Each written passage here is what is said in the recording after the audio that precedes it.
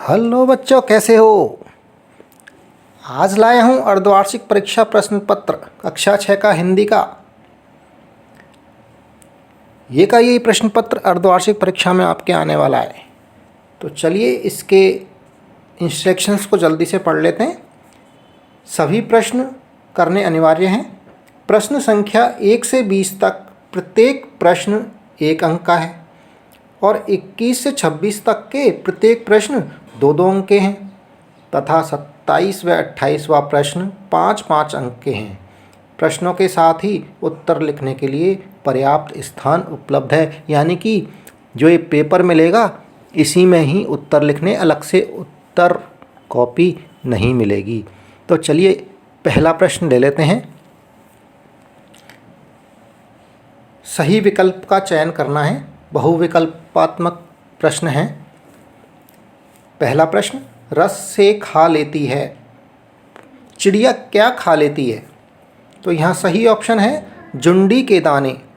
B option पर टिक कर लीजिए। अगला प्रश्न दूसरा, राम बहुत अच्छा लड़का है। जो रेखांकित शब्द है कौन सा? अच्छा है, रेखा खिंची हुई है ना नीचे, ये शब्द है। क्या ये संज्ञा है, क्रिया है, सर्वनाम है, विशेषण है? तो सही है ऑप्शन से, विशेषण। सह पर टिक कर लीजिए। प्रश्न संख्या 3, निम्नलिखित में से अन उपसर्ग के प्रयोग से बना शब्द नहीं है। तो देखो, अनावश्यक बना हुआ है अन से, अनुचित अन से बना हुआ है और अनिच्छा भी अन से बना हुआ है।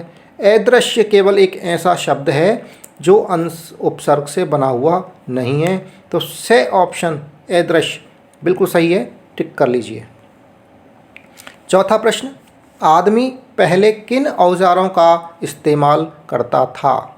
तो आदमी पहले लोहे के इस्तेमाल तो अब करता है, पत्थरों के औजार इस्तेमाल किया करता था। तो सही ऑप्शन है दे पर टिक कर लें। पांचवा प्रश्न, दिनांक का सही संधि विच्छेद है। तो इसका सही ऑप्शन है दिन प्लस अंक, दिनांक। बे ऑप्शन, पांचवे का बे पर टिक कर लीजिए। छठा प्रश्न, मंगल ग्रह पर उतरने वाला यान था। तो मंगल ग्रह पर सबसे पहले उतरने वाला यान था वाइकिंग 1। तो यहाँ पर है से ऑप्शन वाइकिंग, से पर टिक कर लीजिए। सातवां प्रश्न, मोहन के पेट में ऐसे ऐसे क्यों होने लगा? किस वजह से होने लगा ऐसे ऐसे? तो सही ऑप्शन है बे, डर के मारे मोहन के पेट में ऐसे ऐसे होने लगा। अगला प्रश्न है 8वां, टिकट एल्बम कहानी मूल रूप से लिखी गई है। तो तमिल भाषा से लिखी गई है, ये तमिल भाषा में लिखी गई है मूल कहानी, और हिंदी रूपांतरण में हमारे इसमें पुस्तक में ये आई है। तो इसका सही ऑप्शन है बे, तमिल भाषा में। 9वां प्रश्न, छोटू के पापा कहाँ से होकर काम पर जाया करते थे? कहाँ से होकर जाया करते थे? तो सुरंग से होकर जाया करते थे। सही ऑप्शन है ए। 10वां प्रश्न, टॉमी फुर्ती से चोर पर झपटा। इसमें रेखांकित शब्द आ रहा है फुर्ती। ये शब्द कौन सा है? क्रिया है, विशेषण है, क्रिया विशेषण है, या इनमें से कोई नहीं है? तो बे ऑप्शन है विशेषण। अगला प्रश्न, दिए गए शब्दों में से उचित शब्द का चयन करते हुए रिक्त स्थानों की पूर्ति करनी है। देखिए 11 से और 15 तक के प्रश्न हैं, इनमें रिक्त स्थान हैं जिनकी पूर्ति करनी है, और इन प्रश्नों के पास में 2 शब्द दिए हुए हैं, उनमें से एक शब्द उचित शब्द आएगा जो सही शब्द है। तो 11वां प्रश्न ले लेते हैं, मुझे आज भी बूट रिक्त स्थान करना अच्छा लगता है। तो पॉलिश करना अच्छा लगता है या मालिश करना अच्छा लगता है? तो सही शब्द है इसमें पॉलिश। मुझे आज भी बूट पॉलिश करना अच्छा लगता है। अगला प्रश्न है 12वां, अक्षरों की खोज मनुष्य की सबसे रिक्त स्थान खोज है। कीमती खोज है, बड़ी खोज है? तो बड़ी खोज, सबसे बड़ी खोज है मनुष्य की। तो ये आ जाएगा अक्षरों की खोज मनुष्य की सबसे बड़ी खोज है। 13वां प्रश्न, हमारे बचपन की कुल्फी रिक्त स्थान हो गई। लेखिका ने क्या लिखा है? हमारे बचपन की कुल्फ़ी अब क्या बन गई है, पेस्ट्री बन गई या आइसक्रीम? तो हमारे बचपन की कुल्फ़ी आइसक्रीम हो गई।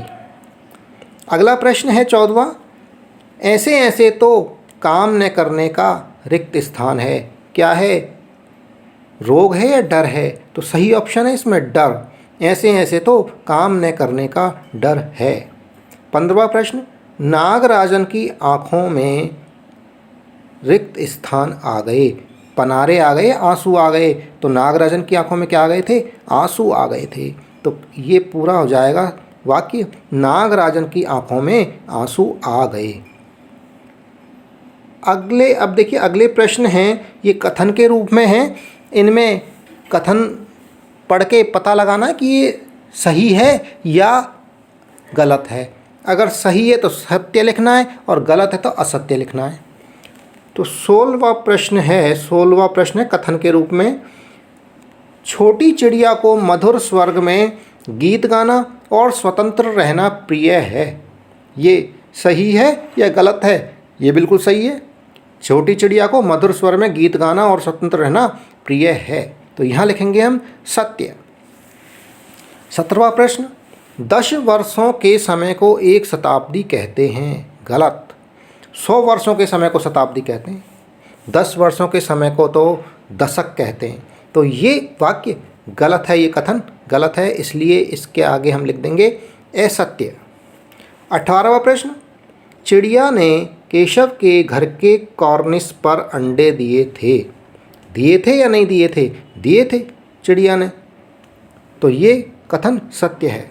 अगला प्रश्न है 19वां, सूर्य की रोशनी तथा उष्णता से जीवों का पोषण होता है, सत्य है या असत्य है? सत्य है, बिल्कुल, सूर्य की रोशनी से और उष्णता से जीवों का पोषण होता है, सभी जानते हैं।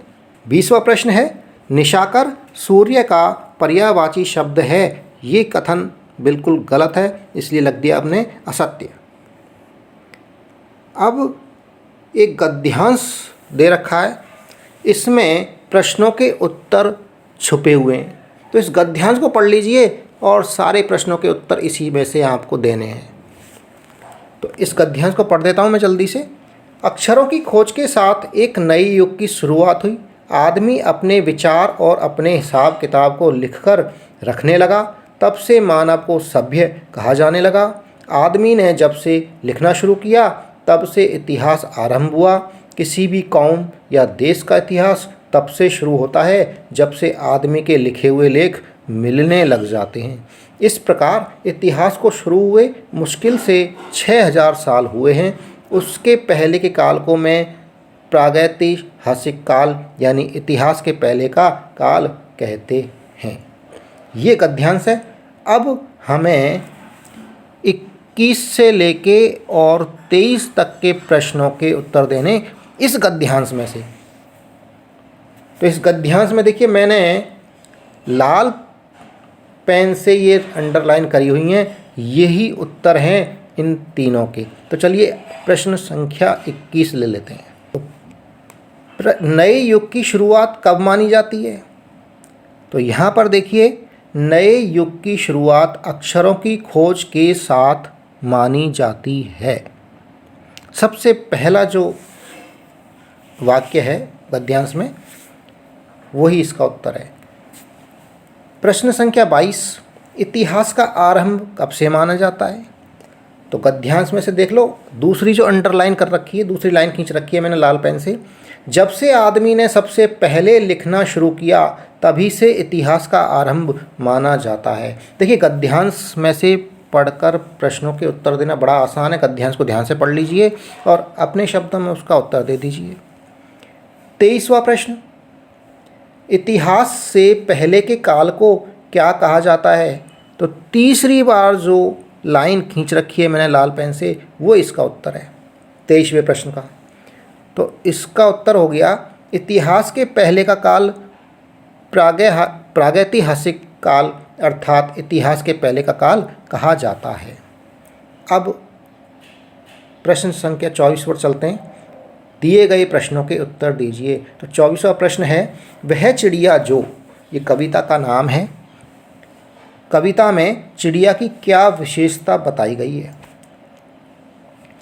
तो इस चिड़िया की विशेषता है, वह चिड़िया जो कविता में नीले पंखों वाली चिड़िया की विशेषताएं ये बताइए कि इस चिड़िया का स्वभाव संतोषी है, वह कंठ खोलकर घने जंगल में गाती है, मुँह बोली है, एकांत में उमंग से रहती है।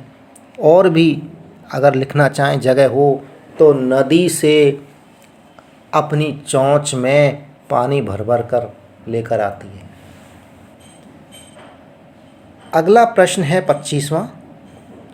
बचपन संस्मरण से क्या संदेश मिलता है? बचपन संस्मरण है, एक पाठ है जिसका नाम बचपन है।